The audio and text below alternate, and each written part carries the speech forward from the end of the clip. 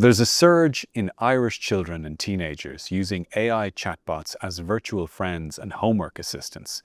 According to the latest survey of 9,000 primary and secondary school kids by CyberSafeKids, a quarter of 8 to 12-year-olds use chatbots for homework, friendship, or information searches with no safeguards.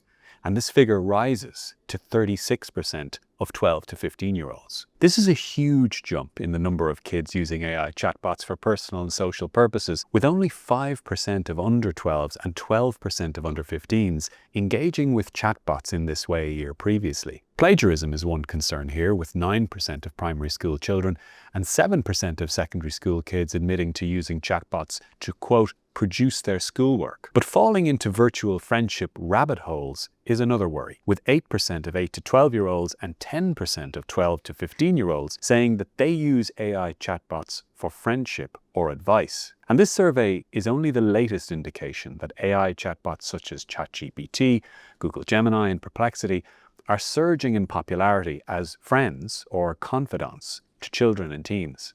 A recent Barnardo's Ireland report claimed that primary school children now regularly turn to AI chatbots for friendship, while a UK Internet Matters study of 1,000 children aged 9 to 17 showed that 12% of kids who use AI as a friend say it's because they don't have anyone else to talk to. The use of AI chatbots as intimate advisors for children and teens sometimes has tragic results. In the US, the parents of one 16-year-old Californian are suing OpenAI, the parent company of ChatGPT, after the teenager died by suicide following advice on his plans from ChatGPT.